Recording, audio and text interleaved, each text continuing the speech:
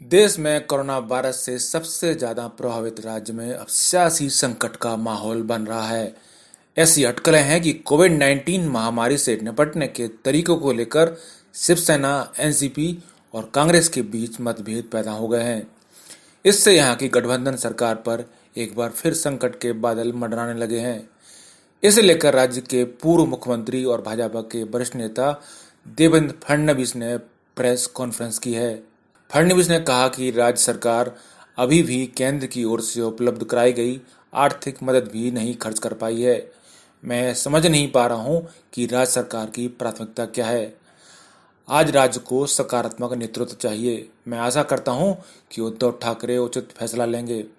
दरअसल राष्ट्रवादी कांग्रेस पार्टी के प्रमुख शरद पवार और वरिष्ठ भाजपा नेता राणे की राज्यपाल भगत सिंह कोश्यारी से सोमवार को अलग अलग मुलाकात के बाद यहां राजनीतिक हलचल और तेज हुई है। राज्य में कोरोना वायरस के बढ़ते प्रसार को देखते हुए भाजपा ने राज्य में राष्ट्रपति शासन लागू कराने की मांग की है। वहीं कांग्रेस कह रही है कि भाजपा सत्ता से बाहर हो गई है और इस बात को बर्दाश्त नहीं कर पा रही। साथ ही शिवसेना नेता संजय राउत कहते हैं कि सरकार मजबूत है और चिंता की कोई बात नहीं है। राणे का इस संबंध में कहना है कि सरकार विफल हो रही है। इस सरकार में कोरोना से सामना करने की क्षमता नहीं है, इसलिए राज्य में राष्ट्रपति शासन लगाया जाना चाहिए। राज्यपाल भगत सिंह कोश्यारी से मुलाकात के बाद राणे ने सेना बुलाने की भी बात कही। उन्होंने सरकारी अस्पतालों में स्थिति का हवाला देते हुए कहा था कि हमने राज्यपाल से अनुरोध किया है कि लोगों की जान बचाने, उनको सही इलाज देने के लिए महानगर पालिका और राज्य सरकार के अस्पतालों को सेना के हवाले कर दिया जाए। उन्होंने कहा कि राज्य सरकार के अस्पतालों की हालत खराब है। वहीं एनसीपी अध्यक्ष शरद पवार ने भी सोमवार को महाराष्ट्र के राज्यपाल से राजभवन में मुलाकात की थी। एनसीपी ने इसे लेकर कहा कि राज्यपाल के आमंत्रण पर यह मुलाकात हुई और बातचीत में कोई राजनीतिक मुद्दा नहीं रहा। एनसीपी के वरिष्ठ नेता प्रफुल्ल पटेल ने कहा कि यह मात्र शिष्टाचार भेंट थी। महाराष्ट्र में सियासी हलचल हो और इसके केंद्र में शरद पवार नहीं हो, ऐसा हो नहीं सकता। मंगलवार को शरद पवार ने महाराष्ट्र के मुख्यमंत्री उद्धव ठाकरे से भी मुलाकात की।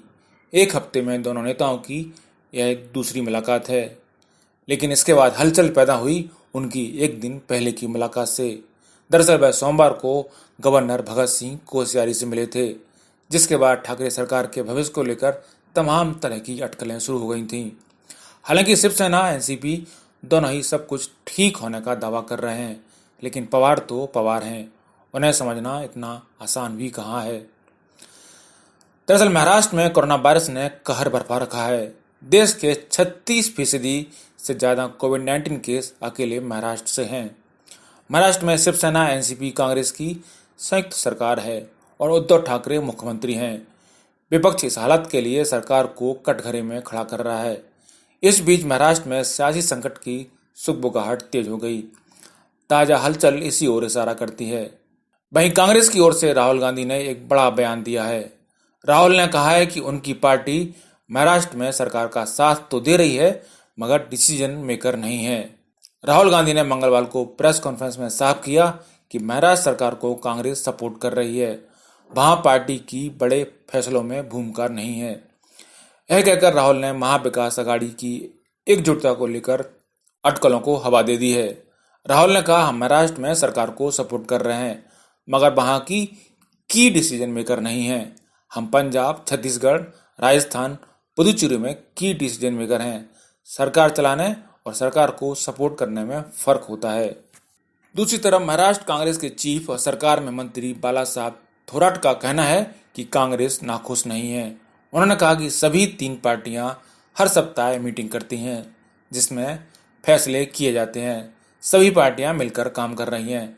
थोराट का यह बयान राहुल के आज के बयान से बिल्कुल उलट है, जहां वो कह रहे हैं कि कांग्रेस केवल महाराष्ट्र में सपोर्ट करती है और फैसलों में उसकी बड़ी भूमिका नहीं है। राहुल गांधी ने यह भी बताया कि महाराष्ट्र, दिल्ली जैसी जगहों पर कोरोना वायरस का प्रकोप इतना ज़्यादा क्यों है। उन्होंने कहा कि जितनी ज़्यादा कनेक्टेड जगह हैं, वहाँ कोरोना उतना ज़्यादा एग्रेसिव है। आप दिल्ली देखें, मुंबई देखें, पुणे देखें, महाराष्ट्र भारत के सबसे कनेक्टेड राज्यों में है, इसलिए वहाँ कोरोना के ज़्यादा मामले तो होंगे ही। उन्होंने कहा कि महाराष्ट्र अपनी कनेक्टिविटी के नेचर की वजह से इतना संघर्ष कर रहा है। राहुल के मुताबिक महाराष्ट्र बिजनेस का सेंटर है, इसलिए केंद्र सरकार को उसे पूरी तरह से सपोर्ट करना चाहिए। शिवसेना के सांसद संजय राउत ने मंगलवार को कहा कि एमबीए यानी महाविकास अघाड़ी की स्थिरता को लेकर चिंता करने की जरूरत नहीं है। उन्होंने पुष्टि की कि पवार ने उद्धव से मुलाकात की है। राउत ने संभावित राजनीतिक संकट की ओर इशारा करते हुए कहा कि विपक्ष को अभी भी कोरोना के लिए टीका और उद्धव ठाकरे की सरकार को गिराने के लिए खुराक योजना बाकी है, लेकिन प्रयास जारी हैं। उन्होंने कहा कि सरकार मजबूत है और उस पर कोई खतरा नहीं है। राउत ने कहा कि मंगलवार को शरद पवार और उद्धव ठाकरे की मुलाकात हुई थी, जो 1.5 घंटे चली। उन्होंने कहा कि सरकार मजबूत है और उस पर कोई खतरा नहीं है। वास्तव में यही बयान बताता है कि कहीं ना कहीं कुछ तो गड़बड़ है। आखिर सरकार की मजबूती की ऐसी मुनादी करने की क्या जरूरत पड़ रही है? अगर सब कुछ सही है तो इसकी मुनादी की जरूरत नहीं होना चाहिए। शिवसेना कह रही है सब ठीक है, कांग्रेस भी कह रही है सब अच्छा है, एनसीपी भी कह रही है कि सब चंगा है। यह सब कुछ ठीक है की मुनादी ही बताती है कि अंदर ही अंदर कुछ तो पक जरूर रहा है। कोरोना वायरस से सबसे बुरी तरह से जूझ रहे महाराष्ट्र में दरअसल अंदर खाने सियासी दांव पेंच भी शुरू हो चुके हैं। तो क्या महाराष्ट्र के चाणक्य शरद पवार एक बार फिर से सबको चौंकाने वाले हैं? देखना होगा कि आगे शरद पवार कौन सी चाल चलने वाले हैं। ब्यूरो रिपोर्ट, पत्रिका टीवी।